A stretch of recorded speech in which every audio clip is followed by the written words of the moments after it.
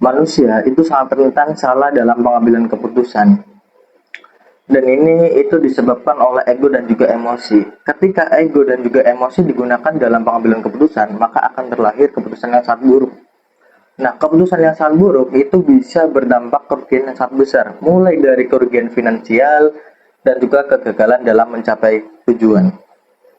Nah, UMKM di Indonesia itu 25% tutup di 2 tahun pertama, dan ini itu disebabkan oleh salah dalam pengambilan keputusan. Nah, intinya keputusan yang baik itu bisa berdampak positif, sedangkan keputusan yang buruk itu bisa berdampak negatif.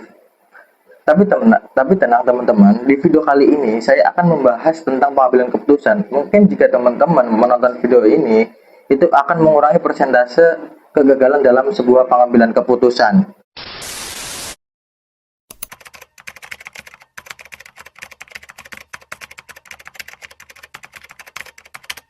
Oke teman-teman, pengambilan keputusan itu adalah memilih tindakan terbaik atau alternatif terbaik dari beberapa alternatif untuk mencapai sebuah tujuan atau memecahkan masalah. Dan dalam bisnis itu biasanya pengambilan keputusan itu mempunyai tujuan untuk meningkatkan keuntungan mereka.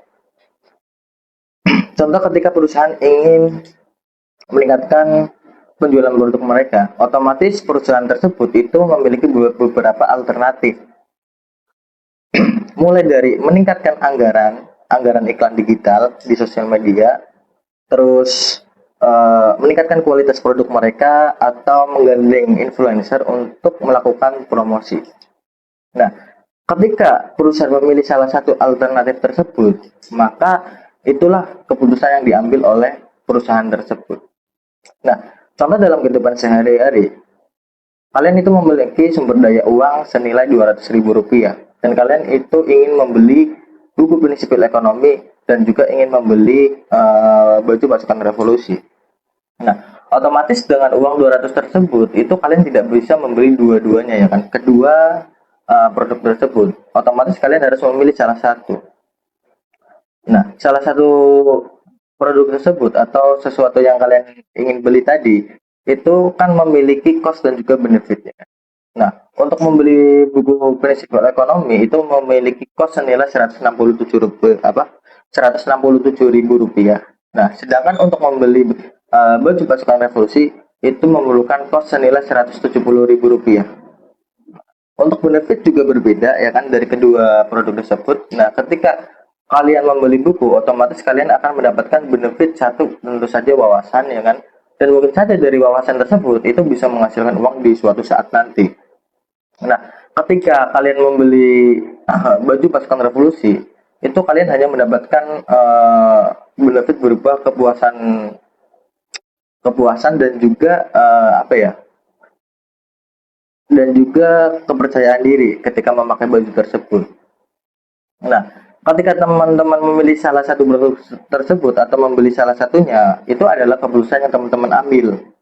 Nah, intinya yang namanya pengambilan keputusan yaitu adalah pilihan yang terbaik menurut kalian yang kalian ambil. Itulah yang dinamakan dengan pengambilan keputusan.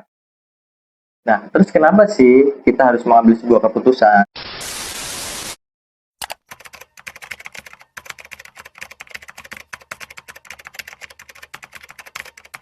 Nah, ketika teman-teman bertanya, kenapa kita harus mengambil sebuah keputusan?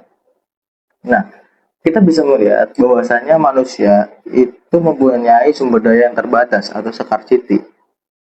Nah, dari scarcity tersebut timbullah yang namanya pilihan. Maka manusia itu harus membuat sebuah keputusan. Dan bahkan manusia itu bisa membuat 2000 keputusan dalam waktu 1 jam serta 35.000 keputusan dalam waktu 1 hari. Karena manusia itu mulai dari bangun tidur itu sudah dihadapkan dengan pilihan. Mulai dari makan, mandi, atau membereskan kamar terlebih dahulu, kemudian berangkat kantor itu menggunakan kendaraan pribadi atau kendaraan umum, serta mau makan menggunakan nasi atau makan menggunakan mie. Ya kan? Nah, sedangkan dalam bisnis itu kan mempunyai kompetitor ya kan. Selain kompetitor itu bisnis itu mempunyai sumber daya yang terbatas serta pasar yang berubah-ubah. Nah, dari masalah ini otomatis perusahaan itu harus mengambil sebuah keputusan. Nah, Ketika perusahaan itu tidak mengambil sebuah keputusan, maka perusahaan tersebut itu tidak bisa beradaptasi di lingkungan ekonomi. Nah, bisa-bisa perusahaan tersebut itu akan tutup atau hancur ya kan. Nah, apakah scarcity bisa dihilangkan? Tentu saja tidak bisa dihilangkan. Ya kan? Tetapi scarcity tidak bisa dihilangkan, tetapi scarcity itu bisa dikurangi dampaknya ya kan. Nah, salah satu dampak mengurangi scarcity yaitu adalah mengambil sebuah keputusan atau prioritas. Nah, di sini tuh bisa disimpulkan ya kan dari scarcity ini itu manusia itu harus mengambil sebuah keputusan.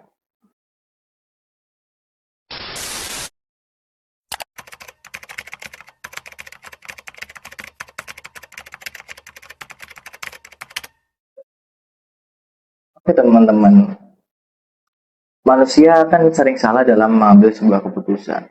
Nah, bagaimana sih cara mengambil keputusan yang baik ya? Nah, untuk teman-teman mengambil keputusan yang baik itu dengan cara teman-teman itu melakukan uh, analisis berupa cost benefit analisis, dan juga teman-teman itu harus menggunakan logika dalam pengambilan keputusan. Nah, serta selain itu teman-teman itu harus melakukan diskusi, ya kan? Baik dengan anggota keluarga atau tim dalam bisnis. Karena ketika teman-teman itu melakukan diskusi, itu bisa menghilangkan ego dan juga emosi teman-teman. Nah, ketika teman-teman melihat pada analisis, ternyata cost itu lebih besar daripada benefit, otomatis keputusan tersebut kan tidak layak untuk diambil. Nah, sedangkan ketika teman-teman itu melihat benefit itu lebih besar daripada cost, otomatis keputusan tersebut itu layak untuk diambil. Nah, selain itu, teman-teman dalam mengambil sebuah keputusan itu harus berani. Kenapa harus berani? Karena ketika teman-teman itu tidak berani, otomatis semua rencana dan juga plan teman-teman dan juga analisis teman-teman itu hanya akan berakhir di sebuah kertas. Nah, oleh karena itu keberanian teman-teman itu sangat berpengaruh dalam pengambilan keputusan. Nah, tetapi dengan catatan berani tersebut itu bukan berarti berani nekat tanpa adanya perencanaan atau analisis. Nah, kemudian yang kedua, teman-teman dalam pengambilan keputusan itu harus cepat. Kenapa harus cepat? Nah, kita bisa lihat seringkali kesempatan yang bagus itu memiliki waktu atau tempo ya kan. Nah, jangan sampai teman-teman itu kehilangan kesempatan bagus tersebut karena apa? Karena teman-teman terlalu lama dalam sebuah pengambilan keputusan. Nah, kemudian teman-teman juga harus konsisten ya kan. Kenapa harus konsisten? Tentu agar keputusan tersebut itu berjalan dengan lancar. Nah, kemudian yang terakhir yaitu bukan yang terakhir, ini adalah pengecualian dari konsisten tersebut. Nah, selain konsisten, teman-teman juga harus fleksibel dalam pengambilan keputusan. Nah, fleksibel ini juga termasuk pengecualian dari konsisten tersebut. Nah, fleksibel ini itu dilakukan ketika keputusan teman-teman sudah tidak relevan untuk dilakukan. Nah, otomatis ketika sudah tidak relevan, teman-teman itu harus mengambil keputusan yang baru. Nah, kemudian yang terakhir yaitu adalah evaluasi ya. Nah, evaluasi ini itu dilakukan untuk melihat apakah keputusan teman-teman itu masih relevan atau tidak. Nah, selain itu, evaluasi itu bisa untuk belajar teman-teman mengambil keputusan yang lebih baik ke depannya. Karena kan teman-teman bisa tahu bahwasanya kita belajar selain dari teori juga dari pengalaman, ya kan? Nah, evaluasi ini itu bisa membuat pengalaman kalian atau pengalaman teman-teman itu lebih baik. Nah, selain itu, teman-teman juga harus melihat sumber daya yang teman-teman miliki atau perusahaan miliki. Karena apa? Kan dalam sebuah pengambilan keputusan itu kita harus mengeluarkan cost ya kan. Atau bisa dikatakan dalam pengambilan keputusan itu ada yang namanya trade off atau pertukaran. Nah, pertukaran tersebut itu berupa cost yang kita keluarkan dan juga benefit yang kita dapatkan. Nah, cost tersebut itu berupa apa sih? Berupa sumber daya yang kita miliki ya kan.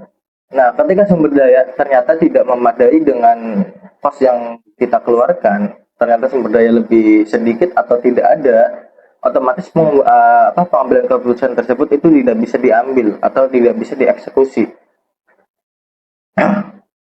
Nah, selain memperhatikan sumber daya, teman-teman juga harus memperhatikan lingkungan sekitar, mulai dari lingkungan ekonomi dan juga lingkungan hukum dan juga lingkungan alam. Nah, ketika keputusan kalian itu tidak sesuai dengan lingkungan hukum, alam dan juga ekonomi, otomatis keputusan tersebut itu tidak layak untuk diambil. Nah, apakah saya pernah mengambil sebuah keputusan? Jawabannya ya. Nah, selama saya hidup 20 tahun di negara ini, saya pernah mengambil sebuah keputusan besar, yaitu adalah untuk melakukan kuliah, untuk kuliah. Nah, kenapa saya melakukan keputusan tersebut? Karena saya melihat peluang yang besar dari kuliah tersebut. Apalagi di zaman sekarang, bisa dikatakan kuliah tersebut itu sangat relevan ya kan untuk diambil. Dan mungkin emang tidak bisa untuk menjamin kesuksesan ya kan. Tapi setidaknya dari kuliah tersebut itu bisa membuat persentase kesuksesan itu bisa lebih tinggi ya kan. Selain itu juga bisa mendapatkan sebuah wawasan, serta di situ saya juga bisa mendapatkan sebuah relasi ya kan. Tapi tentu di situ saya juga melakukan analisis mulai dari costnya. Di situ saya melihat cost tersebut juga terlalu besar ya kan, bisa dikatakan besar, tapi benefit juga besar juga ya. Nah, cost tersebut itu mulai berupa uang, tenaga, pikiran dan juga waktu. Nah, intinya dalam sebuah pengambilan keputusan itu kalian harus melakukan analisis dan juga berani terus cepat dan juga evaluasi dalam pengambilan keputusan tersebut. Nah, untuk kesimpulannya bisa dikatakan manusia itu adalah makhluk yang selalu tidak rasional, atau bukan selalu, sering tidak rasional ya kan? Karena manusia itu sering melakukan pengambilan keputusan itu menggunakan emosi dan juga ego.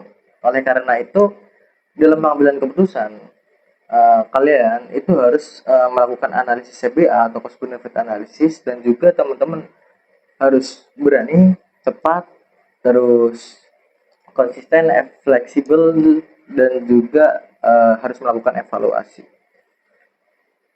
Nah, mungkin teman-teman ya kan menonton video ini itu tidak menjamin pengambilan keputusan yang dilakukan oleh teman-teman itu berhasil ya kan.